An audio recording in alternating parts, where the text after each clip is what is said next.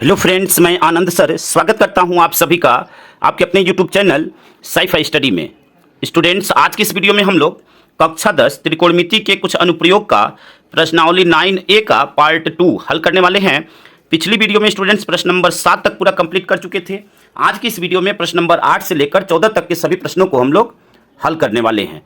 Students, इस video से पहले पीछे के सभी टॉपिक्स कंप्लीट कर दिए गए हैं। अगर पीछे की आप कोई भी वीडियो देखना चाहते हैं तो उसका लिंक आपको डिस्क्रिप्शन में मिल जाएगा, वहां से पीछे की वीडियो आप देख सकते हैं।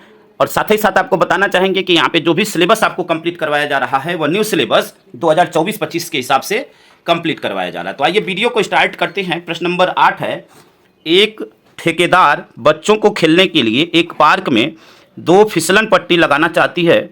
5 वर्ष से कम उम्र के बच्चों के लिए वह एक ऐसी फिसलन पट्टी लगाना चाहती है जिसका शिखर 1.5 मीटर की ऊंचाई पर हो और भूमि के साथ 30 अंश के कोण पर झुका हो, जबकि इससे अधिक उम्र के बच्चों के लिए वह 3 मीटर की ऊंचाई पर एक अधिक ढाल की फिसलन पट्टी लगाना चाहती है जो भूमि के साथ 60 अंश का कोण बनाती है। प्रत्येक स्थिति में फिसलन पट्टी की लंबाई क्या होनी चाहिए? देखिए, प्रश्न देखने में थोड़ा सा बड़ा है, लेकिन आइए इसको समझते हैं। देखिए, यहाँ पे चित्र हमने पहले ही बना लिया है क्योंकि वीडियो के बीच में बनाने पर वीडियो थोड़ी सी लंबी हो जाएगी। तो आइए चित्र को समझते हैं। देखिए क्या बोला हुआ है प्रश्न में। बोला हुआ है कि एक ठेकेदार है जो बच्चों के लिए फिसलन पट्टी, यानी आप देखते हैं कि बच्चे जो सरकते हैं तो फिसलन पट्टी बनाया हुआ है, जिसमें 5 वर्ष से कम उम्र के बच्चों के लिए एक ऐसी फिसलन पट्टी लगाना चाहते हैं जिसका शिखर 1.5 मीटर है। शिखर का मतलब यह उसकी ऊंचाई है, ठीक है ना। यह 5 वर्ष से कम उम्र के बच्चों के लिए, तो यह ऊंचाई है। यहाँ पे TQ आप देख सकते हैं, यह 1.5 मीटर है। अब यह क्या है? यह फिसलन पट्टी है ST, ठीक है। और यह भूमि के साथ 30 अंश का कोण बनाती है। देखिए यहाँ पे दिया हुआ है भूमि के साथ 30 अंश का कोण, यानी यह भूमि है तो भूमि के साथ 30 अंश का कोण बनाती है। फिर क्या कह रहा है? इससे अधिक उम्र के बच्चों के लिए, यानी अब यह इस पूरी ऊंचाई क्या हो जाएगी? PQ आपका बोला हुआ है 3 मीटर है और अधिक ढाल, अब जब यह ऊंचाई बढ़ेगी तो यह ढाल क्या हो जाएगा? अधिक हो जाएगा ना, फिसलन अधिक हो जाएगी। यहाँ से यहाँ तक की ऊंचाई बढ़ने पर अब देखिए यह दूरी कम, लेकिन यह क्या हो जाएगी? अधिक हो जाएगी। तो वही कह रहा है कि अधिक ढाल की फिसलन पट्टी लगाना चाहती है, यानी यह अधिक ढाल हो गया ना, यहाँ से यहाँ तक लगाना चाहती है जो भूमि के साथ 60 अंश का कोण बनाती है। तो यहाँ पे यह भूमि है आपका, इसके साथ 60 अंश का कोण बनाती है। प्रत्येक स्थिति में फिसलन पट्टी की लंबाई क्या होनी चाहिए? यानी आपको ज्ञात करना है ST का मान यहाँ पे इस छोटे वाले त्रिभुज में, और बड़े वाले त्रिभुज में आपको PR का मान ज्ञात करना है। तो आइए इसको हल करते हैं और एक एक स्टेप को ध्यानपूर्वक समझते हैं। यहाँ पे देखिए, यहाँ पे PQ की लंबाई दिया हुआ है 3 मीटर और यहाँ पे TQ की लंबाई दिया हुआ है 1.5 मीटर। तो जो चीज़ें दी गई हैं सबसे पहले लिख लेते हैं। यहाँ पे देखिए, यहाँ पे TQ बराबर, ठीक है ना, TQ बराबर 1.5 मीटर, 1.5 मीटर, ठीक है। और यह PQ क्या है? 3 मीटर। तो यहाँ पे PQ बराबर 3 मीटर, ठीक है। इतनी चीज़ें दिया हुआ है। अब देखिए यहाँ से हम लोग, चलिए छोटे वाले त्रिभुज में पहले बात करते हैं, फिर बड़े वाले त्रिभुज में बात करेंगे। देखिए हम उसी हिसाब से चलेंगे जो चीज़ें हमें ज्ञात करनी है। तो पहले यहाँ पे लिखते हैं त्रिभुज TSQ में, ठीक है, त्रिभुज TSQ में। अब यहाँ पे देखते हैं कि कौन सा अनुपात यहाँ पे लगेगा, ठीक है ना। TSQ में क्या हम लोग देख रहे हैं? देखिए हमें यह पता है, यानी यह आपका क्या है? ऊंचाई हो गया, और हमें यह निकालना है, यानी यह कर्ण हो गया, ठीक है।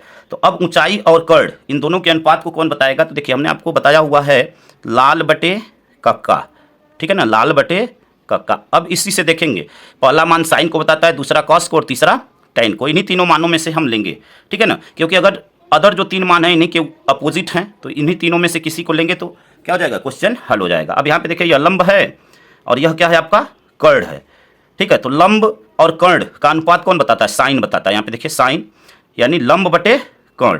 तो अब यहाँ पे लिखेंगे, देखिए साइन थीटा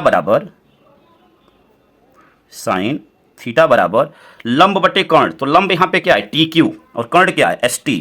तो TQ बटे ST, TQ बटे में ST, ठीक है। उम्मीद करते हैं कि इस बात को आप अच्छी तरह समझ गए होंगे। अब देखिए हमें थीटा का मान रखना है, तो थीटा का मान यहाँ पे दिया हुआ है 30 डिग्री। तो अब यहाँ पे लिख देंगे साइन 30 डिग्री, ठीक है ना, साइन 30 डिग्री बराबर TQ का मान है 1.5, तो 1.5 और बटे में ST का मान हमें ज्ञात करना है, ST, ठीक है। अब देखिए साइन 30 अंश होता है आपका, 1/2 होता है।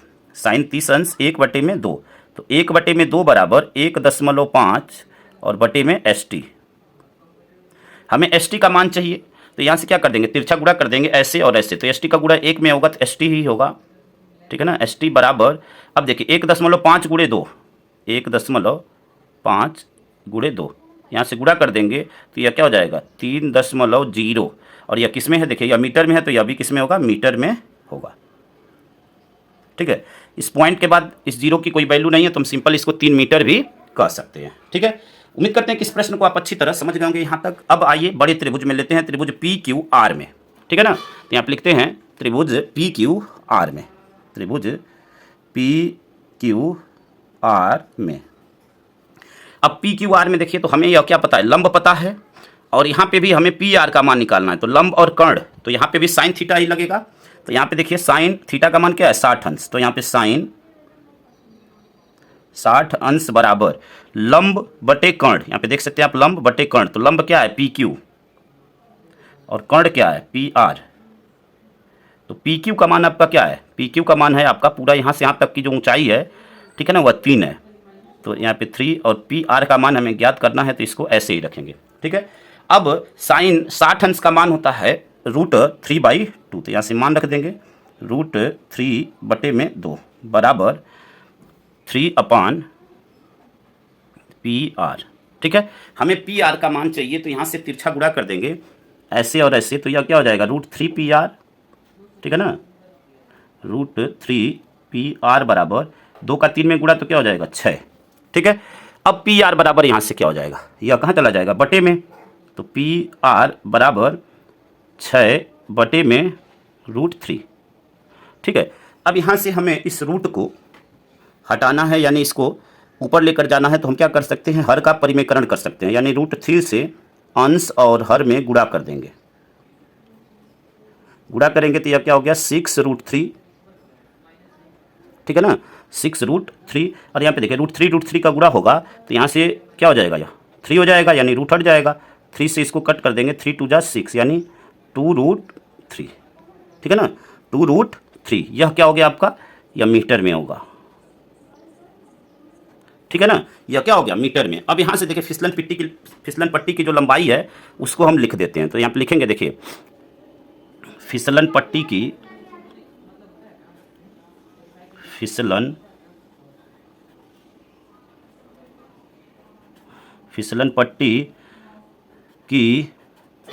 लंबाई, फिसलन पट्टी की लंबाई यहाँ पे एक आया आपका 3 मीटर और दूसरा आपका यहाँ पे आया, एक यहाँ पे और एक यहाँ पे, ठीक है ना। फिसलन पट्टी की लंबाई कितना आया 3 मीटर तथा 2√3 मीटर, यह आपका क्या हो गया आंसर हो गया। उम्मीद करते हैं कि यहाँ तक आप बिल्कुल अच्छी तरह समझ गए होंगे। आइए अगले प्रश्न को हल करते हैं। अगला प्रश्न है प्रश्न नंबर 9। प्रश्न नंबर 9 देखिए क्या आपसे कहता है, 60 मीटर ऊंची किसी पहाड़ की चोटी से किसी मीनार की चोटी और आधार के अवनमन कोण क्रमशः 30 डिग्री और 60 डिग्री है, मीनार की ऊंचाई ज्ञात कीजिए। प्रश्न को समझिए ध्यान से। कह रहा है कि 60 मीटर ऊंची, यानी यहाँ पे देखिए 60 मीटर ऊंची किसी पहाड़ की चोटी से, यह AB जो है एक पहाड़ है, ठीक है, जो कि 60 मीटर ऊंचा है। यहाँ पे आप देख सकते हैं, यहाँ पे हमने लिखा हुआ है 60 मीटर, जो कि 60 मीटर ऊंचा है। फिर कह रहा है कि चोटी से किसी मीनार, यहाँ पे पहाड़ की चोटी से, चोटी यानी उसके ऊपर वाले भाग से मीनार की चोटी और आधार के अवनमन कोण, यह आपके मीनार की ऊंचाई है। यहाँ पे EC जो है, या यहाँ पे आप कह सकते हैं H जो है मीनार की ऊंचाई है, ठीक है। अब कह रहा है कि मीनार की चोटी, अब चोटी क्या होगा, यह वाला भाग, ऊपर वाला भाग, आधार के अवनमन कोण। अब यहाँ पे देखिए इसके आधार का, यहाँ पे आधार के अवनमन कोण 30 और 60 है। तो एक तो पहले चोटी का बोला हुआ है, तो चोटी का अवनमन कोण 30 और आधार उसका क्या होगा, देखिए यह मीनार है तो मीनार जमीन से ही खड़ी होगी, तो आधार यही होगा ना, तो आधार से इसका अवनमन कोण 60 अंश है। अब कह रहा है कि मीनार की ऊंचाई ज्ञात कीजिए, यानी यहाँ पे हमें BD का मान हमें ज्ञात करना है, या सिंपल उसको हमने H माना हुआ है तो H का मान हमें ज्ञात करना है। अब देखिए यहाँ से देखिए पूरी ऊंचाई आपका है 60 और यह वाली जो ऊंचाई है BD है आपका H, तो अगर हमें AD का मान चाहिए तो हम पूरे में से यानी 60 में से H को माइनस कर देंगे तो हमें AD आ जाएगा। तो यहाँ पे देखिए हमने लिखा हुआ है 60 माइनस H, ठीक है। अब इसको हम लोग हल करते हैं, एक एक स्टेप को ध्यानपूर्वक समझिएगा, ठीक है। अब यहाँ पे 2 त्रिभुज बन रहे हैं, क्रमशः एक एक त्रिभुज को लेकर चलेंगे। पहले यहाँ पे जो चीज़ें हमने माना हुआ है इसको लिख लेते हैं। देखिए हमने यहाँ पे आधार जो है उसका क्या है, x माना हुआ है, ठीक है, और यहाँ पे मीनार की ऊंचाई क्या है, h है। तो यहाँ पे लिख लेते हैं माना मीनार की ऊंचाई h, माना मीनार की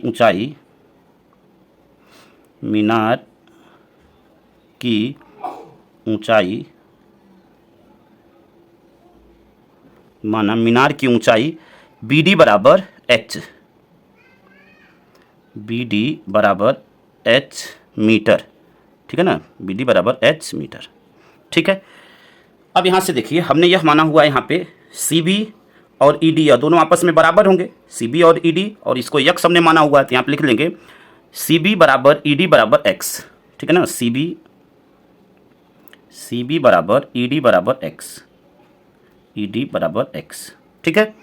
अब आइए इसको हल करते हैं। तो चलिए यहाँ पे पहले बात करते हैं बड़े त्रिभुज में, यानी त्रिभुज ACB में, ठीक है ना, त्रिभुज ACB में। तो यहाँ पे लिखेंगे, देखिए त्रिभुज ACB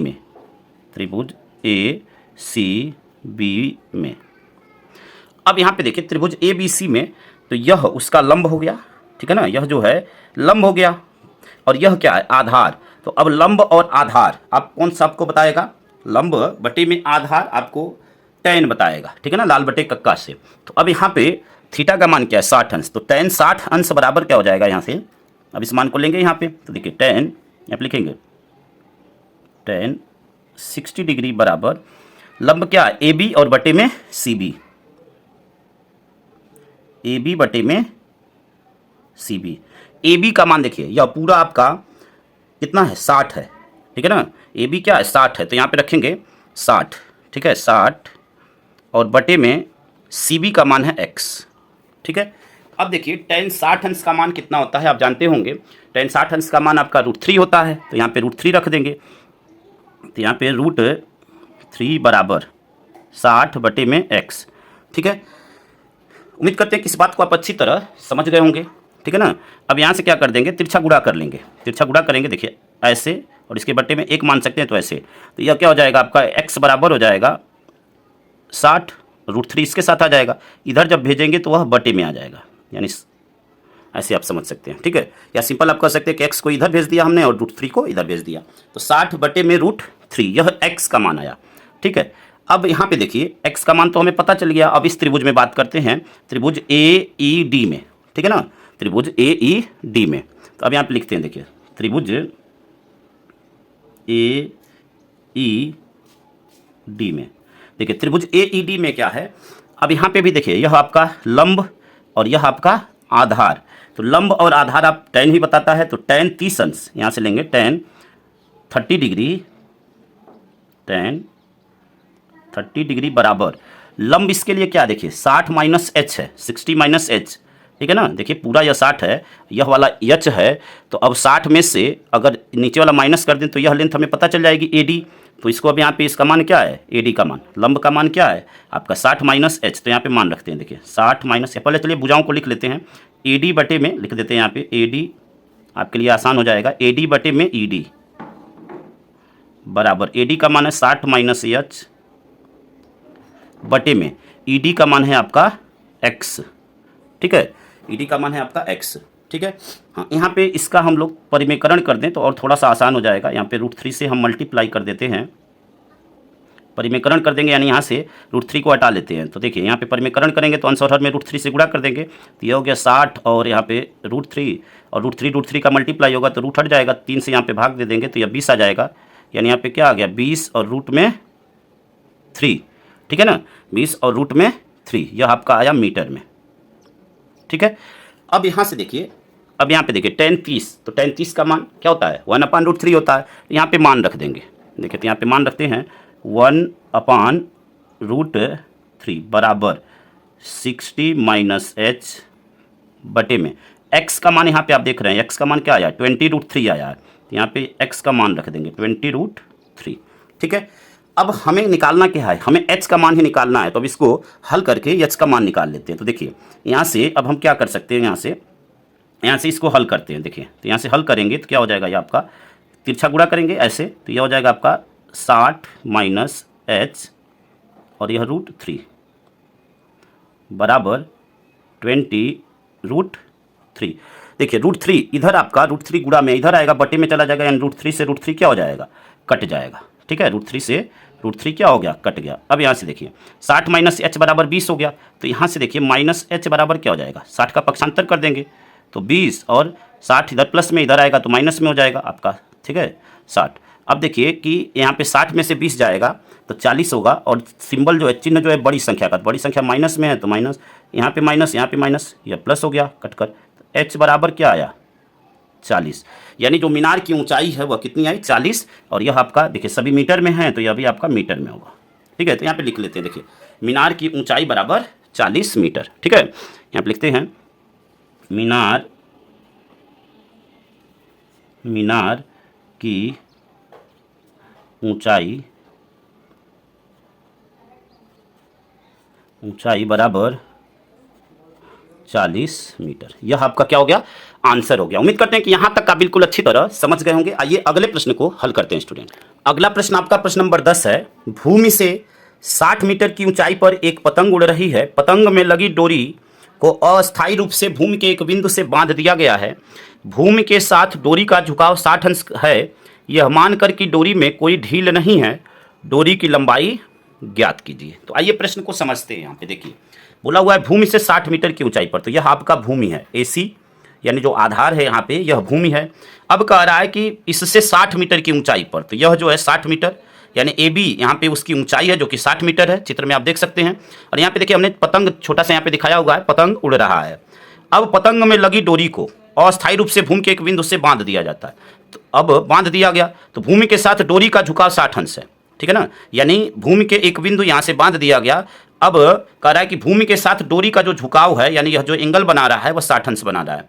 अब कह रहा है कि यह मानकर कि डोरी में कोई ढील नहीं है, डोरी की लंबाई ज्ञात कीजिए। यानी BC यहाँ पे डोरी है और इसी की लंबाई आपको ज्ञात करना है। ठीक है, तो आइए प्रश्न को हल करते हैं। यहाँ पे लिख लेते हैं कि यहाँ पे क्या लिखेंगे, माना AB पतंग की ऊंचाई है। ठीक है ना, पतंग की ऊंचाई है, यहाँ पे लिख लेते हैं माना, या चलिए माना AB पतंग की AB पतंग, ठीक है, पतंग की ऊंचाई है, पतंग की ऊंचाई है। ठीक है ना, AB पतंग की ऊंचाई है और वह क्या है आपका, कितना दिया हुआ है, 60 मीटर। यहाँ पे लिख देंगे 60 मीटर। ठीक है, और BC क्या है, BC वह डोरी है जिसकी लंबाई हमें ज्ञात करना है। तो हमें BC डोरी की लंबाई ज्ञात करना है, तो BC बराबर यहाँ पे क्वेश्चन मार्क कर लेते हैं। ठीक है, अब यहाँ पे देखिए यह आपका लंब और यह आपका क्या हो गया, कर्ण। अब लंब और कर्ण को कौन बताता है, तो लंब और कर्ण को आपको साइन थीटा बताता है। ठीक है ना, साइन थीटा बराबर होता है लंब बटे कर्ण। तो अब यहाँ पे उसी को लेकर चलेंगे। देखिए यहाँ पे जो मान दिया रहता है उसी के हिसाब से हम यहाँ पे साइन कॉस टेन कॉट उसको लेते हैं। तो यहाँ पे आप देखिए कि हमें लंब पता है और क्या ज्ञात करना है, हमें यहाँ पे कर्ण ज्ञात करना है। तो लंब और कर्ण का जो अनुपात होता है वह हमें साइन थीटा बताता है। तो यहाँ पे उसी को लेकर चलेंगे। देखिए लिखेंगे त्रिभुज BCA में, ठीक है ना, त्रिभुज BCA में। अब इन दोनों त्रिभुजों में देखिए साइन 60 अंश बराबर साइन 60 डिग्री बराबर यहाँ पे लंब AB, तो यहाँ पे लिख देंगे AB बटे में, या AB हो गया और बटे में आपका क्या हो जाएगा, लंब बटे कर्ण। कर्ण आपका क्या है, BC। तो AB बटे में BC। AB का मान आपका है 60 और BC का मान हमें ज्ञात करना है, तो इसको BC ही लिख देते हैं। अब देखिए यहाँ से साइन 60 का हम मान रख देंगे। तो साइन 60 का मान आप जानते होंगे √3/2, ठीक है ना। तो यहाँ पे मान रख देंगे √3/2 बराबर 60 और बटे में BC। ठीक है, 60 बटे में BC। हमें BC का मान चाहिए, तिरछा गुणा कर देंगे ऐसे और ऐसे। तो यहाँ से क्या हो जाएगा आपका √3BC बराबर 2 × 60। ठीक है, अब यहाँ से देखिए BC या √3 क्या हो जाएगा, हमें BC का मान चाहिए। तो √3 इधर आएगा तो बटे में चला जाएगा। तो यह हो जाएगा आपका 2 × 60 और बटे में √3 और इधर आपका क्या हो जाएगा BC। अब यहाँ पे देखिए हमें इस √3 को हटाना है यहाँ से। तो हम इसको क्या कर सकते हैं, हर का परिमेकरण कर देंगे, यानी अंश और हर में √3 से गुणा कर देंगे। ठीक है ना, √3 से गुणा कर देंगे। तो यहाँ पे क्या हो जाएगा 2 मल्टीप्लाई 60 और मल्टीप्लाई √3 बटे में √3 का मल्टीप्लाई होगा तो रूट हट जाएगा। अब देखिए 3 से इसको हम कट कर सकते हैं, 3 दूनी 6 या 20 हो गया।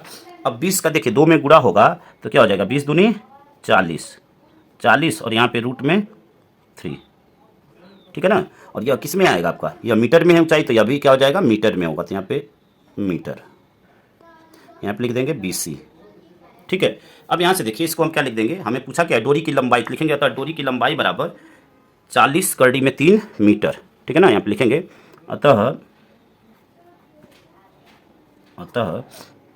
डोरी की लंबाई बराबर 40 और करड़ी में 3 मीटर। यह आपका क्या हो गया, आंसर हो गया। उम्मीद करते हैं कि यहाँ तक आप बिल्कुल अच्छी तरह समझ गए होंगे। आइए अगले प्रश्न को हल करते हैं। अगला प्रश्न है आपका प्रश्न नंबर 11। एक हवाई जहाज से किसी सड़क पर एक ही ओर स्थित 2 गांव के अवनमन कोण 45 अंश और 60 अंश देखे गए। यदि गांव के बीच की दूरी 2 किलोमीटर हो तो हवाई जहाज की ऊंचाई ज्ञात कीजिए। अब प्रश्न को ध्यान से समझिएगा। हवाई जहाज क्या होगी, ऊपर होगी, यानी यहाँ पे एक हवाई जहाज है जहाँ से किसी सड़क पर एक ही ओर स्थित 2 गांव के अवनमन कोण। अब एक यहाँ पे देखिए, यहाँ पे अवनमन कोण एक 45 अंश बनता है। तो अब दूसरा उसी बोला हुआ है ना कि किसी सड़क पर एक ही ओर स्थित, तो अब यहाँ से कह रहा है कि अब दूसरी तरफ इधर की तरफ बढ़ रहे हैं तो वह 60 अंश बनता है। अब कह रहा है यदि गाँव के बीच की दूरी 2 किलोमीटर हो, यानी इन दोनों गाँव के बीच की दूरी यहाँ पे देखिए 2 किलोमीटर हो, तो आपसे क्या कह रहा है, तो हवाई जहाज की ऊंचाई ज्ञात कीजिए। यानी आपको यहाँ पे AB का मान ज्ञात करना है, ठीक है। तो आइए इसको समझते हैं। हाँ, यहाँ पे देखिए कि यह हमने x माना हुआ है, यह 2 किलोमीटर दिया हुआ है, और यहाँ पे BD हमने x माना हुआ है। तो अगर हम कहें CB कितना होगा, तो CB हो जाएगा आपका CD प्लस BD, यानी पूरा यह 2 + x हो जाएगा, जैसा कि चित्र में हमने यहाँ पे दिखाया हुआ है, ठीक है। आइए इसको हल करते हैं। यहाँ पे 2 त्रिभुज बन रहे हैं और दोनों त्रिभुजों को क्रमशः लेकर और हम लोग हल करेंगे। हमें AB का मान ज्ञात करना है, ठीक है ना, हमें AB का मान ज्ञात करना है। तो आइए इसको हल करते हैं। अब यहाँ पे देखिए बड़े त्रिभुज में बात करेंगे, त्रिभुज ACB में, तो हमें देखिए यह आपका क्या हो जाएगा, लंब होगा, और यह आपका क्या हो जाएगा, आधार होगा। तो लंब बटे आधार आपको कौन बताता है, tan बताता है। तो tan थीटा को लेकर चलेंगे यहाँ पे। तो यहाँ पे लिखेंगे देखिए त्रिभुज ACB में tan 45 अंश, देखिए ACB यानी बड़े वाले त्रिभुज को लेकर चलना है। तो tan 45 अंश बराबर यहाँ पे क्या हो जाएगा, लंब AB और आधार CB। तो AB बटे में CB, ठीक है। अब यहाँ पे देखिए AB का मान क्या है, AB का मान हमने h माना हुआ है, यानी हमने माना हुआ है कि जो जहाज की ऊंचाई है वह क्या है, h है, ठीक है। तो AB का मान h और CB का मान है, देखिए यहाँ से यहाँ तक की पूरी दूरी क्या है, 2 + x। तो 2 + x, tan 45 का मान होता है 1, तो 1 बराबर h/2 + x, ठीक है। तिरछा गुणा करेंगे तो यह क्या हो जाएगा, h बराबर हो जाएगा 2 + x। इसको हम लोग समीकरण फर्स्ट बना लेंगे, ठीक है। अब देखिए यहाँ पे छोटे वाले त्रिभुज की बात करते हैं, त्रिभुज ADB में, ठीक है। तो अब यहाँ पे लिखेंगे त्रिभुज ADB में। अब यहाँ पे यह लंब और यह आधार, तो लंब बटे आधार आपका tan बताता है, तो tan 60 अंश, tan 60 अंश बराबर हो जाएगा AB और बटे में DB, ठीक है ना, AB बटे में DB। अब यहाँ पे AB का मान क्या है, h है, और DB का मान क्या है आपका, x है, ठीक है ना, DB का मान x है। तो अब यहाँ से हम लोग क्या करेंगे, tan 60 का मान आप जानते हैं कि √3 होता है। तो यहाँ से √3 बराबर h/x, ठीक है। अब यहाँ से देखिए हम इसको कन्वर्ट करते हैं h के रूप में, तो h बराबर क्या हो जाएगा, √3x हो जाएगा। तो यहाँ से या x के रूप में अगर कन्वर्ट करेंगे, किसी एक रूप में हमें बदलना है, चाहे x के रूप में बदलें या h के रूप में, ठीक है। और जो मान आएगा यहाँ पे रख देंगे। हमें देखिए मान किसका निकालना है, h का मान निकालना है। तो यहाँ से x का मान निकाल लेते हैं, वही x का मान यहाँ पे रख देंगे तो हमें h का मान निकल जाएगा। तो चलिए x के रूप में इसको लिखते हैं। तो x बराबर क्या हो जाएगा, देखिए x इधर भेज देते हैं, √3 को इधर भेज देते हैं, तो x बराबर h/√3, ठीक है, इसको समीकरण 2 बना लेते हैं। अब समीकरण 2 से x का मान हम समीकरण 1 में रखते हैं, ठीक है ना। समीकरण 2 से x का मान समीकरण 1 में, तो यहाँ पे लिख लेते हैं समीकरण 1 तथा 2 से, समीकरण 1 तथा 2 से, समीकरण 1 तथा 2 से। तो हम क्या करेंगे, 2 से x का मान समीकरण 1 में रखते हैं, तो यहाँ से देखिए क्या हो जाएगा, h बराबर 2 प्लस h अपान क्या हो जाएगा, √3। ठीक है, उम्मीद करते हैं कि इस बात को आप अच्छी तरह समझ गए होंगे। अब यहाँ से क्या करेंगे, यहाँ पे हम लोग क्या करते हैं, इसका परिमेयकरण कर लेते हैं, थोड़ा सा आसान हो जाएगा। ठीक है, देखिए यह क्या है आपका h अपान √3, तो यहाँ पे √3 से अंश और हर में गुणा कर देते हैं, तो यह क्या हो जाएगा आपका, हल करना आसान हो जाएगा। सबसे ऐसे भी आएगा आपका आंसर, लेकिन हल करना आपके लिए आसान हो जाएगा। देखिए यहाँ से क्या हो जाएगा आपका h और √3, ठीक है, और बटे में √3 का मल्टीप्लाई होगा, तो यह क्या हो जाएगा, 3 हो जाएगा, यानी h√3 डिवाइड बाई 3। ठीक है, h√3 डिवाइड बाई 3। तो यहाँ से अब इसको हल करते हैं, तो अब यहाँ से इसको हल करेंगे, तो चलिए यही मान अब रख दिए हैं, तो इसी मान के आधार पे हल करते हैं, तो इसका यूज नहीं करते हैं। ठीक है ना, वैसे यहाँ से इसको लेकर हल करने पे थोड़ा सा आसान होता है, फिर भी चलिए ऐसे ही हल कर लेते हैं, क्योंकि अब यहाँ पे फिर करेक्ट करना पड़ेगा। तो यहाँ से देखिए इसका हमें h का मान चाहिए, तो हमें h वाले पद को एक साथ कर लेते हैं। ठीक है, h वाले पद को एक साथ करते हैं, यानी इसका पक्षांतर कर देते हैं, तो यह क्या हो जाएगा आपका, देखिए h माइनस h अपान √3 बराबर 2। ठीक है, अब यहाँ से देखिए हमें क्या मिल रहा है, हमें h कॉमन मिल रहा है। ठीक है ना, हमें h कॉमन मिल रहा है, तो h कॉमन ले लेंगे, क्योंकि इसी का मान ज्ञात करना है। तो 1 माइनस 1 अपान √3 बराबर 2। ठीक है, √3 का इसमें गुणा कर देंगे, या सिंपल आप कर सकते हैं कि एलसीएम लेकर जैसे हल करते हैं, तो यह हो जाएगा आपका h और √3 माइनस 1 अपान √3 बराबर 2। ठीक है, अब यहाँ से देखिए √3 का मान आपको पता होगा, तो यहाँ से √3 का मान रख देंगे। ठीक है ना, अब यहाँ पे देखिए, अब यहाँ पे मान रख देते हैं, तो मान रखेंगे, या सिंपल आप कह सकते हैं कि इसको इस साइड भेजें, उसके बाद मान रख लेते हैं, बातें कही होगी।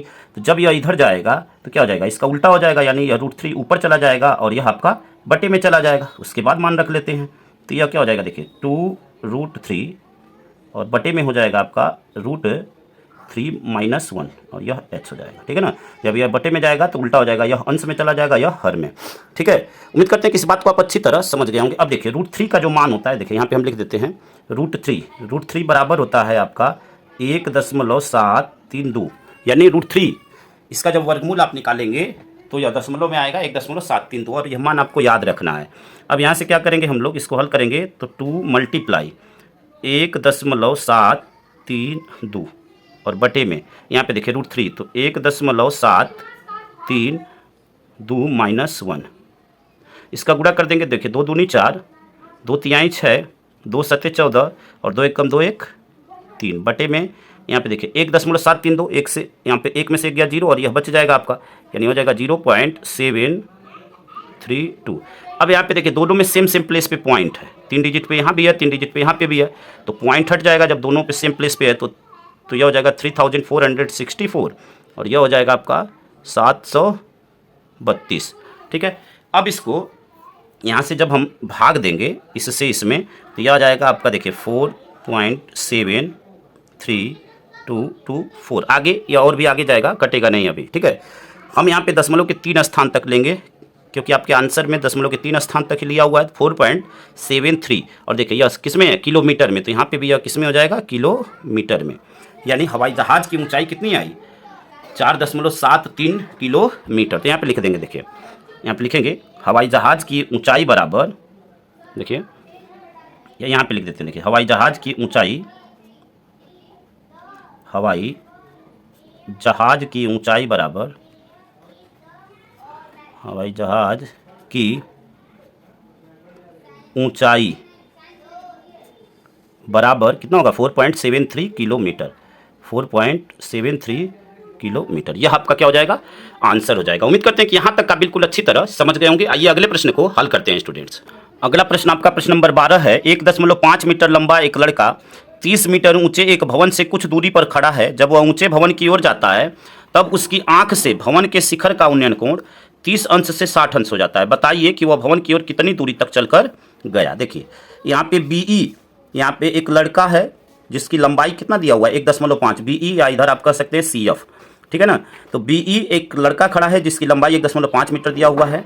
अब कह रहा है कि 30 मीटर ऊंचे एक मकान से, तो यहाँ पे EF एक मकान है, यहाँ पे EF एक मकान है जिसकी ऊंचाई दिया हुआ है 30 मीटर, यहाँ पे आप देख सकते हैं, ठीक है।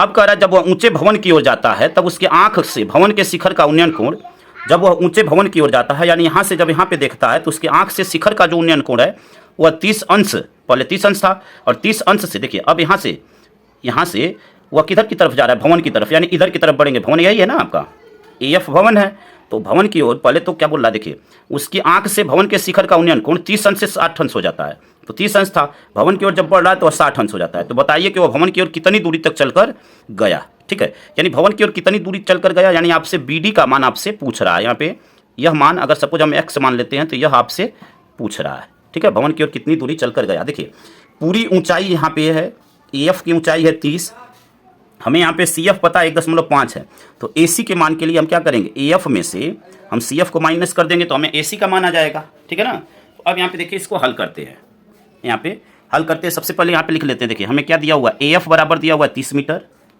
AF क्या है, यह आपका भवन की ऊंचाई है, ठीक है ना। AF क्या है, भवन की ऊंचाई, क्योंकि यहाँ पे दिया हुआ है 30 मीटर ऊंचे एक भवन से, ठीक है ना। तो यहाँ पे लिखेंगे, चलिए भवन की ऊंचाई, भवन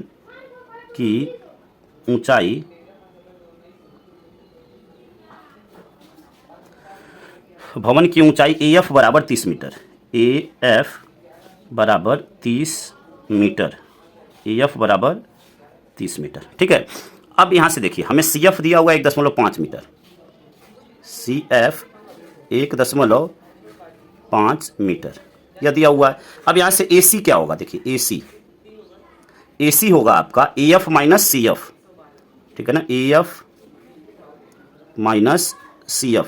यह सभी चीज़ें हम यहाँ पे चित्र में दिखाए हुए हैं, फिर भी यहाँ पे लिख कर आपको दिखा देते हैं। EF का मान देखिए क्या है, 30 है, माइनस CF का मान आपका है 1.5, तो 30 में से 1.5 गया यानी 1.5 गया, तो यह हो जाएगा आपका 28.5 मीटर, 28.5 मीटर। यह आपका AC का मान हो गया, ठीक है। हमने BD मान लिया है x, यहाँ पे लिख लेते हैं BD बराबर x। चलिए अब एक एक त्रिभुज को लेकर यहाँ पे क्रमशः चलते हैं और इस प्रश्न को हल करते हैं। तो देखिए यहाँ पे सबसे पहले ले लेते हैं त्रिभुज ABC में, ठीक है ना, त्रिभुज ABC में। चलिए यहाँ पे लेते हैं, देखिए किसी भी त्रिभुज को हम पहले बाद में ले सकते हैं, कोई प्रॉब्लम नहीं है, ठीक है ना। यहाँ पे देखिए त्रिभुज ABC में, त्रिभुज ABC में, तो देखिए त्रिभुज ABC में लेंगे तो देखिए हमें क्या पता है, त्रिभुज ABC में हमें यहाँ पे यह लंब है और यह आपका आधार है, ठीक है ना, यह आपका क्या है, आधार है। तो हमें लंब और आधार पता है, ठीक है। तो हम इस त्रिभुज को लेकर चलेंगे, यानी लंब बटे आधार। तो देखिए हमने आपको अभी पीछे भी बताया, फिर पुनः बता रहे हैं, लाल बटे कक्का, इसको ध्यान रखना है आपको हर समय। लंब बटे आधार यानी tan आपसे यहाँ पे दिया हुआ है, तो चलिए tan 30 अंश, यहाँ पे लिखेंगे tan 30 डिग्री बराबर, tan 30 डिग्री बराबर क्या हो जाएगा, देखिए लंब आपका क्या है AC, तो यहाँ पे AC बटे में आधार क्या है BC, तो AC बटे में BC। अब यहाँ से देखिए AC का मान क्या है, यहाँ से AC का मान 28.5, यहाँ पे भी आप देख रहे हैं हमने निकाला हुआ है, तो 28.5। अब देखिए BC का मान क्या है, तो BC आपका है देखिए BD प्लस DC के बराबर है। यहाँ पे BC देखिए BC क्या है, BD प्लस DC, BC क्या है, BD प्लस DC, ठीक है। तो अब यहाँ से देखिए मान रखते हैं, तो 28.5 बटे में यहाँ पे BD हमने x माना हुआ है और DC का मान हमें यहाँ पे नहीं पता है, तो DC ही लिख देते हैं, ठीक है। अब यहाँ से देखिए √3 का मान, यहाँ पे यहाँ पे tan 30 का मान रख देते हैं, तो tan 30 का मान आपको पता है कि 1/√3 होता है, ठीक है ना। तो यहाँ पे 1/√3 रखते हैं, तो 1/√3 बराबर देखिए 28.5 बटे में x प्लस DC, ठीक है। उम्मीद करते हैं कि इस बात को आप अच्छी तरह समझ गए होंगे। अब देखिए यहाँ से हम लोग क्या कर सकते हैं, यहाँ से देखिए यहाँ से हम यह लिख सकते हैं x प्लस DC बराबर √3 का मल्टीप्लाई इसके साथ हो जाएगा, तो यहाँ पे लिख देंगे x प्लस DC, तिरछा गुणा कर रहे हैं, ठीक है ना। तो यह हो जाएगा आपका √3 मल्टीप्लाई 28.5, इसको समीकरण फर्स्ट बना लेते हैं। अब चलिए इस त्रिभुज में बात करते हैं, त्रिभुज ADC में, ठीक है ना, त्रिभुज ADC में। तो यहाँ पे लिखते हैं देखिए त्रिभुज ADC में, ठीक है। यहाँ पे त्रिभुज ए डी सी में, तो त्रिभुज ए डी सी में क्या है यहाँ से, अब देखिए त्रिभुज ए डी सी में यहाँ से जब इसको हल करेंगे तो क्या मिलेगा, देखिए यहाँ पे चित्र में एक बार देखिए ए डी सी, यानी यहाँ पे भी क्या है, यह लंब और यह आधार, तो लंब बटे आधार tan ही बताता है, तो यहाँ पे tan 60 डिग्री, tan 60 डिग्री बराबर है यह आपका ए सी बटे में डी सी, ए सी बटे में डी सी। तो देखिए ए सी का मान आपको क्या दिया हुआ है, ए सी का मान है आपका 28.5, यहाँ पे 28.5 बटे में डी सी। अब यहाँ से tan 60 का मान हम रख लेंगे, तो tan 60 का मान होता है √3, tan 60 का मान क्या होता है √3, और यह हो गया 28.5 बटे में डी सी। अब यहाँ से हमें डी सी का मान चाहिए, तो देखिए डी सी को इधर भेज देंगे, √3 को इधर भेज देंगे, यानी डी सी बराबर हो जाएगा आपका 28.5 बटे में √3। ठीक है, उम्मीद करते हैं कि इस बात को आप अच्छी तरह समझ गए होंगे। अब देखिए यहाँ से हम लोग क्या करेंगे, इसको अब हल करेंगे और हम मान ज्ञात कर लेते हैं। अब यहाँ पे इसको समीकरण 2 बनाना है, लेकिन समीकरण 2 बनाने से पहले देखिए यहाँ पे मान रखेंगे, तो अगर इस रूप में यह भी रहेगा तो आपको हल करने में आसानी होगी। यहाँ पे देखिए बटे में कुछ नहीं है रूट में, तो यहाँ पे अब इसको हम हटाते हैं। हटाने के लिए हम क्या करेंगे, हर का परिमेयकरण कर देंगे, ठीक है ना। तो हर का परिमेयकरण के लिए करड़ी में 3 से हम अंश और हर में गुणा कर देंगे, तो यह गुणा होगा तो क्या हो जाएगा, देखिए 28.5 √3 बटे में √3, और √3 का मल्टीप्लाई होगा तो रूट हट जाएगा, यानी 3 हो जाएगा। 3 से इसको कट कर देंगे तो देखिए 3 9 27 दशमलव, अब 28 में से 27 गया 1 और यह 5, तो 3 5 15, यानी यह आपका क्या आ गया 9.5 और रूट में 3, यानी DC का मान देखिए यहाँ से क्या आया, DC बराबर 9.5 √3, और यह किस में है, मीटर में। इसको समीकरण 2 बना लेते हैं। अब समीकरण 2 से हम DC का मान समीकरण 1 में रख देंगे, ठीक है ना। समीकरण 2 से DC का मान समीकरण 1 में रख देते हैं। तो देखिए यहाँ पे लिखेंगे समीकरण 1 तथा 2 से, समीकरण 1 तथा 2 से अब मान रखते हैं यहाँ पे DC का मान समीकरण 1 में रखते हैं। तो देखिए यह क्या हो जाएगा, x प्लस DC का मान क्या है 9.5 करड़ी में 3, तो 9.5 √3 बराबर यह क्या है आपका, यहाँ पे देखिए √3 × 28.5, इसका पक्षांतर कर देंगे क्योंकि हमें यही मान निकालना है, BD का मान ही चाहिए और उसको यक्स हमने माना हुआ है, तो यक्स बराबर इसका पक्षांतर हो जाएगा। तो देखिए यह क्या है आपका, इसको ऐसे भी लिख सकते हैं 28.5 √3, यह प्लस में इधर जाएगा तो माइनस में हो जाएगा 9.5 √3, ठीक है। अब देखिए √3 दोनों में है, तो हम क्या कर लेंगे, √3 कॉमन ले लेंगे, ठीक है ना। √3 क्या कर लेंगे, कॉमन ले लेंगे, तो यहाँ से x बराबर हो जाएगा √3 कॉमन हो गया आपका, ठीक है ना। √3 कॉमन हो गया, अब यह क्या हो जाएगा आपका 28.5 माइनस 9.5, ठीक है, माइनस कर लेंगे यहाँ से। तो देखिए अब यहाँ से यह देखिए पॉइंट के बाद 5 5 है तो माइनस होगा, 0 हो जाएगा। 28 में से 9 जाएगा तो यह क्या हो जाएगा 19 हो जाएगा, तो यह हो जाएगा 19 और यह √3। यह आपका x का मान आया, यानी यह क्या है, आपसे प्रश्न में क्या पूछ रहा था कि भवन की ओर, मतलब लड़का जब भवन की ओर कितनी दूरी चल कर गया, यानी लड़का भवन की ओर 19√3 मीटर, ठीक है ना, सभी मीटर में है तो यह भी किस में होगा, मीटर में। इतनी दूरी वह भवन की ओर चलकर गया 19√3 मीटर। उम्मीद करते हैं कि इस प्रश्न को आप अच्छी तरह समझ गए होंगे। आइए अगले प्रश्न को हल करते हैं। अगला प्रश्न नंबर 19 है, एक अपूर्ण मंदिर के आधार से 30 मीटर दूर स्थित किसी बिंदु से उसके शिखर का उन्नयन कोण 30 अंश है। मंदिर कितना ऊंचा और बनाया जाए कि उस बिंदु पर उन्नयन कोण 45 अंश हो जाए। दिया है √3 बराबर 1.732, ठीक है। प्रश्न को समझिए ध्यान से। देखिए प्रश्न में क्या कह रहा है, एक अपूर्ण मंदिर के आधार से, ठीक है ना, तो ये आधार तो यही है आपका, आधार आपका BC है। एक अपूर्ण मंदिर के आधार से 30 मीटर दूर स्थित, ठीक है, यानी यह अपूर्ण मंदिर है, आधार है उसका 30 मीटर। अब कह रहा है इससे 30 मीटर, अब यह आधार है, स्थित किसी बिंदु से, इस बिंदु से एक शिखर का उन्नयन कोण, देखिए यह उसका बना हुआ भाग है, ठीक है ना, यह उसका बना हुआ भाग है और यह उसका जो डॉटेड लाइन द्वारा दिखाया गया उसका अपूर्ण भाग है। प्रश्न में बोला कि अपूर्ण मंदिर के आधार से 30 मीटर दूर, ठीक है, तो यह उसका आधार से 30 मीटर दूर स्थित किसी शिखर का उन्नयन कोण, यानी शिखर का उन्नयन कोण, यानी यह शिखर है, उन्नयन कोण 30 अंश है। मंदिर कितना ऊंचा और बनाया जाए, यानी जो अपूर्ण, अब देखिए यहाँ तक तो बना है, कितना ऊंचा बनाया जाए यानी अभी बनने वाला है, तो यह अपूर्ण भाग यहाँ पे डॉटेड लाइन द्वारा दिखाया गया जो कि AD है, बनाया जाए कि उस बिंदु का उन्नयन कोण 45 अंश हो जाए, तो उसको हमने 45 डिग्री दिखाया हुआ है।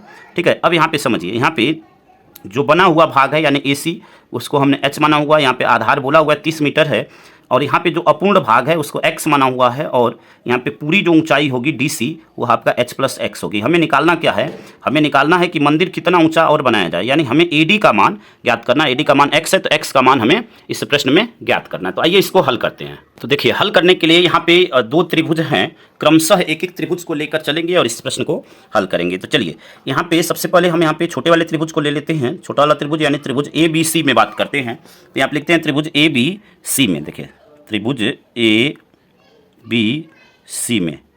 अब त्रिभुज ABC में देखिए, यह आपका क्या है, लंब और यह आधार है। तो लंब और आधार को कौन बताता है, tan बताता है। तो यहाँ पे tan 30 अंश, यहाँ पे लेंगे tan 30 डिग्री बराबर लंब बटे आधार यानी AC बटे BC। तो यह AC और बटे में BC। अब देखिए AC को हमने माना हुआ H, ठीक है, तो यहाँ पे H हो गया, और यहाँ पे BC यह दिया हुआ है आपका 30 मीटर। ठीक है, tan 30 का मान यहाँ से रख देंगे, तो tan 30 का मान 1/√3 होता है। तो यहाँ पे 1/√3 बराबर H/30। ठीक है, अब यहाँ से देखिए, अब यहाँ से हम H के रूप में इसको लिख लेते हैं। तो देखिए क्या हो जाएगा, H√3 बराबर 30। ठीक है, अब H बराबर क्या हो जाएगा, 30 बटे में √3। ठीक है, H बराबर 30 बटे में √3। अब आइए बड़े त्रिभुज में बात करते हैं। हमें x का मान ज्ञात करना, यह बात ध्यान रखिएगा। अब बड़े त्रिभुज यानी त्रिभुज DBC में, ठीक है ना, DBC में, तो यहाँ पे लिखते हैं त्रिभुज DBC में, DBC में। यहाँ पे भी देखिए, यह आपका लंब और यह आधार, तो लंब बटे आधार tan नहीं बताएगा, तो tan 45 अंश, tan 45 अंश बराबर, tan 45 अंश बराबर क्या हो जाएगा, देखिए इसके लिए लंब क्या होगा, DC, तो यह हो जाएगा आपका DC, और बटे में आधार तो आपका वही रहेगा BC। अब DC का मान क्या है, देखिए DC का मान है H प्लस x, तो यहाँ पे लिखेंगे H प्लस x, ठीक है ना, और BC का मान आपका है 30। tan 45 का मान होता है, आप जानते हैं 1, तो यहाँ पे रख देंगे 1 बराबर, यहाँ पे देखिए, यहाँ पे 1 बराबर H प्लस x बटे में 30। ठीक है ना, H प्लस x बटे में 30, यानी H प्लस x बराबर क्या हो जाएगा, 30 हो जाएगा। H प्लस x बराबर 30। ठीक है, अब देखिए यहाँ से, अब यहाँ से H का मान हम यहाँ पे रख सकते हैं। ठीक है ना, यहाँ से H का मान हम क्या कर सकते हैं, यहाँ पे रख सकते हैं और इसको हल कर लेंगे। तो चलिए H का मान यहाँ पे रखते हैं और इसको हल करते हैं। ठीक है, तो आइए इसको हल करते हैं। अब यहाँ पे चलिए इसको समीकरण 1 बना देते हैं, यहाँ पे इसको समीकरण 2 बना देते हैं। तो समीकरण 1 से H का मान समीकरण 2 में रखने पर, यहाँ पे हम लिख लेते हैं सिंपल, समीकरण 1 तथा 2 से, 1 तथा 2 से। अब समीकरण 1 तथा 2 से, तो यहाँ से H का मान रखते हैं। यहाँ पे देखिए क्या हो जाएगा, 30/√3 प्लस x इक्वल टू 30। हमें x का मान चाहिए तो पक्षांतर कर देंगे। ठीक है ना, इसका पक्षांतर कर देंगे तो x बराबर हो जाएगा आपका 30 माइनस 30/√3, 30/√3। ठीक है, 30/√3। अब यहाँ से देखिए, यहाँ से क्या कर लेंगे, यहाँ से देखिए आपका, हम यहाँ पे इसका इसमें गुणा कर लेंगे, तो यह हो जाएगा आपका 30√3 माइनस 30 बटे में √3। ठीक है, अब यहाँ पे देखिए हमें 30 कॉमन मिल रहा है, तो यहाँ पे 30 कॉमन ले लेंगे। 30 को कॉमन लेंगे तो यह क्या हो जाएगा आपका √3 माइनस 1। ठीक है ना, देखिए 30 बाहर हो जाएगा, यानी जो कॉमन लेते हैं सिंपल उससे भाग देते हैं। तो यहाँ पे 30 से 30 कट जाएगा, √3 बचेगा। यहाँ 30 में 30 से भाग देंगे तो 1 आएगा, तो √3 माइनस 1 बटे में आपका √3। ठीक है, उम्मीद करते हैं कि यहाँ तक आप बिल्कुल अच्छी तरह समझ गए होंगे। अब देखिए यहाँ से मान रख देंगे, क्योंकि √3 का मान आपको दिया हुआ है प्रश्न में 1.732, और यह मान आपको याद भी रखना है, √2 √3 यह मान आपको याद होने चाहिए, क्योंकि कहीं कहीं देता है, कहीं कहीं नहीं देता है, तो आपको अपने मन से रखना पड़ता है। तो यहाँ पे हो जाएगा देखिए 30, ठीक है, और यहाँ पे 1.732 माइनस 1 बटे में 1.732। ठीक है, तो यह हो गया आपका 30 गुणे में, यहाँ पे देखिए 30 गुणे में यह आपका क्या हो जाएगा, 1.732 में से 1 माइनस होगा तो यह हो जाएगा आपका 0.732 और बटे में 1.732। दोनों में पॉइंट सेम प्लेस पे है, 3 डिजिट पे यहाँ पे 3 अंक पे यहाँ पे, तो पॉइंट हट जाएगा, यह हो जाएगा आपका 30 और गुणे यहाँ पे 732 बटे में यह हो जाएगा 1732। ठीक है, अब इसको कट करते हैं यहाँ से। देखिए अब कट करेंगे तो देखते हैं कौन से नंबर से यह कट होगा। यहाँ पे 2 से कट होगा पहले, तो 2 से कट करते हैं। यहाँ पे देखिए 2 8 16, ठीक है ना, 17 में 16 गया 1 13, 2 छके 12, 2 छके 12। यहाँ से इसको कट करते हैं तो 2 तिहाई 6, 2 छके 12 और 2 छके 12। ठीक है, अब देखिए अब यहाँ से कट करते हैं। अब यहाँ पे फिर 2 से कट करते हैं क्योंकि देखिए यहाँ पे इवन नंबर है तो 2 से फिर कट होगा। 2 चौके 8, 2 तिहाई 6, 2 तिहाई 6, यहाँ पे भी 2 1 कम 2, ठीक है ना, 2 1 कम 2, 2 8 16 और 2 तिहाई 6। ठीक है, उम्मीद करते हैं कि इस बात को आप अच्छी तरह समझ गए होंगे। अब देखिए यहाँ से और सरल करते हैं इसको। अब यहाँ से इन दोनों का गुणा कर लेते हैं, तो गुणा करते हैं। देखिए यहाँ पे 30 और 183 का गुणा करते हैं। देखिए क्या हो जाएगा, 3 3 के 9, यहाँ पे देखिए 3 3 के 9, 3 8 24 के 4, 3 1 कम 3 और 2 5 और यह 0 है तो यहाँ पे 0 लगा देंगे बटे में 433। ठीक है, x बराबर, अब इसमें 433 से भाग देंगे। देखिए 5490 में 433 से भाग देंगे। तो चलिए यहाँ पे भाग करके आपको दिखा देते हैं। 5490 भागे 433, यहाँ पे देखिए 1 टाइम जाएगा तो ये आपका हो गया 433। एक बार गया, 9 में से 3 गया 6, 4 में से 3 गया 1 और 5 में से 4 गया 1। यहाँ पे 0 उतार लेंगे। अब यहाँ से देखिए यहाँ से आपका कितना बार जाएगा, आपका 2 बार जाएगा। 2 तिहाई 6, 2 तिहाई 6 और 2 चौके 8। यहाँ पे 10 में से 6 गया 4, यहाँ पे 0 और यह आपका हो गया 11 में से 8 गया 3। पॉइंट लगाएंगे, यहाँ पे 0 बढ़ाएंगे तो अब यह देखिए यहाँ पे यह आपका जाएगा, यहाँ पे 7 टाइम ले जाएंगे तो अधिक हो जाएगा, 6 टाइम जाएगा। ठीक है ना, तो यानी आपका क्या आया 12.6 और एक बार और यहाँ पे माइनस करेंगे तो फिर आपका लगभग जाएगा। देखिए यहाँ पे लिख देते हैं, देखिए 6 3 18, यहाँ पे देख लीजिए, ठीक है ना, यहाँ पे देखिए 6 3 18 और 6 3 18 1 19, 6 चौके 24 और 1 25।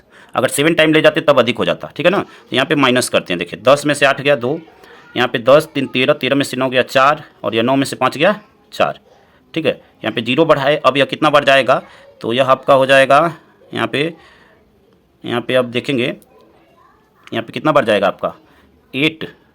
यहाँ पे देखिए माइनस में थोड़ा सा मिस्टेक हो गया था। यहाँ पे देखिए 10 में से 4 गया 6 या 5 हो गया ना, 10 5 15, 15 में से 6 गया आपका क्या हो जाएगा 15 में से, यहाँ पे 15 में से 6 गया 9 और यह आपका हो जाएगा 10, 10 में से 8 गया 2, यानी 2940 हुआ ये आपका 2940। ठीक है, तो अब यह 2940 हुआ। अब माइनस करते हैं तो यहाँ पे 10 में से 8 गया 2, यह आपका 13 में से 9 गया 4 और यह आपका हो गया, यह आपका 8 8 में से 5 गया 3।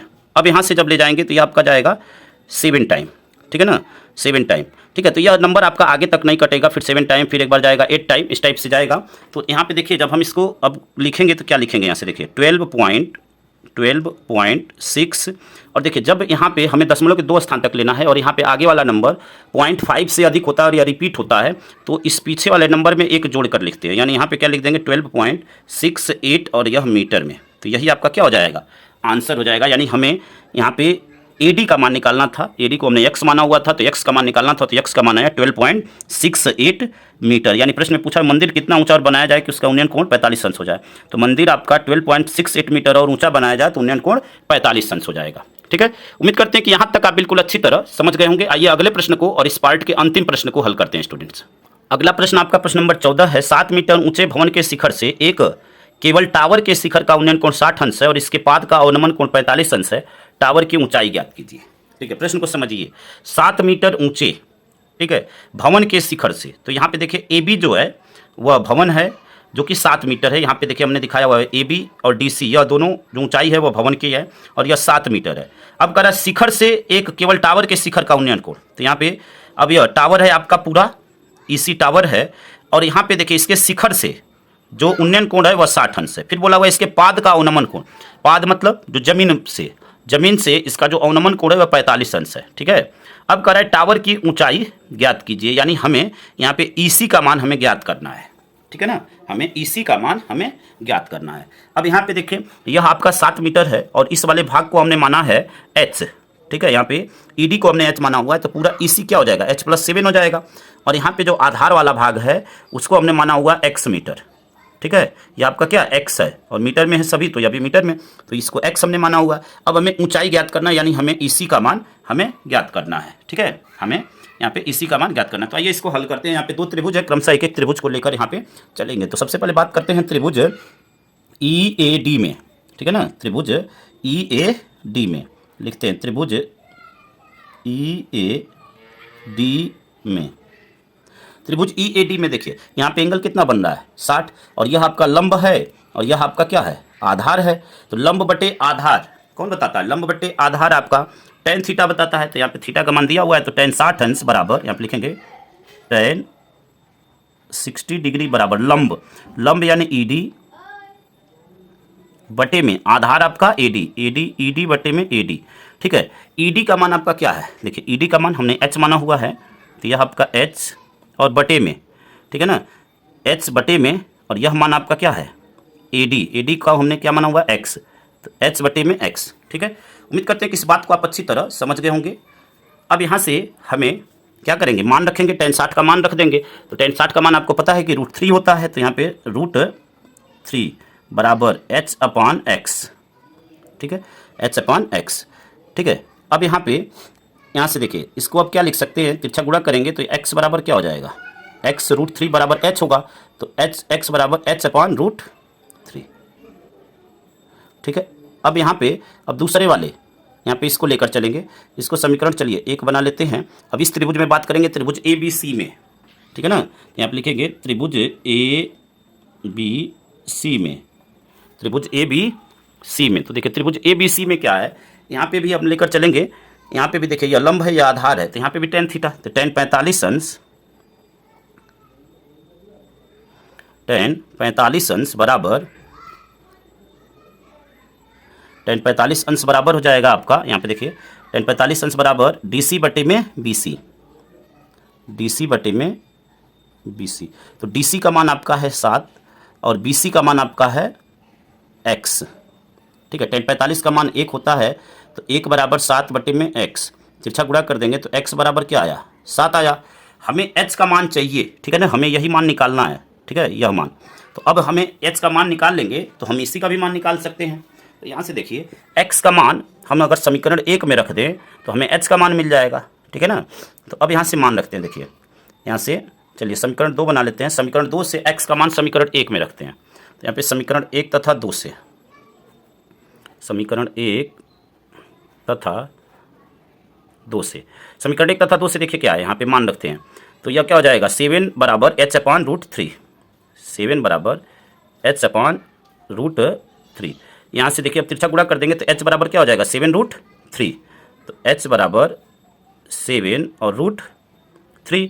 ठीक है, हमें मान किसका चाहिए, हमें EC का मान चाहिए, और EC का मान देखिए यहाँ पे h + 7 है, क्योंकि यह हमने ED h माना हुआ है और DC आपका 7 दिया हुआ है, तो पूरा EC क्या हो जाएगा, यानी टावर की जो ऊंचाई होगी वह पूरा EC है, तो वह h + 7, यानी यहाँ पे लिखेंगे टावर की ऊंचाई। देखिए टावर की ऊंचाई, यहाँ पे टावर की ऊंचाई, टावर की ऊंचाई बराबर क्या है, h + 7। ठीक है ना, टावर की ऊंचाई EC भी लिख लेते हैं यहाँ पे, EC बराबर h + 7, तो h और +7, h का मान हमें मिल गया है 7√3। तो यहाँ से मान रख देंगे। अब देखिए यहाँ से मान रखेंगे तो क्या मिलेगा, यहाँ से देखिए 7 और √3 + 7।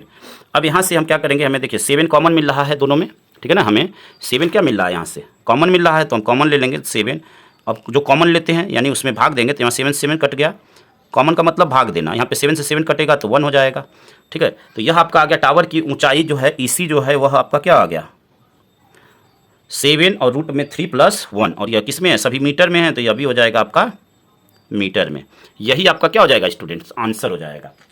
तो उम्मीद करते हैं कि यहाँ तक आप बिल्कुल अच्छी तरह समझ गए होंगे और इस पार्ट में इतना ही। बाकी के जो बचे हुए प्रश्न हैं वह अगले भाग में पूरी तरह कंप्लीट हो जाएगा। 14 से 21 तक के जो प्रश्न हैं, 14 तक हो गया, 15 से 21 तक के जो प्रश्न हैं वो अगले पार्ट में कंप्लीट होंगे। और उम्मीद करते हैं कि प्रत्येक प्रश्न आपको अच्छी तरह समझ में आया होगा। अगर कहीं पे भी आपको डाउट है तो आप हमें कमेंट कर सकते हैं। और अगर वीडियो आपको अच्छा लगा हो तो वीडियो को लाइक, शेयर, कमेंट करें और चैनल पे नए हैं तो चैनल को जरूर सब्सक्राइब करें। धन्यवाद। जय हिंद, जय भारत, वंदे मातरम।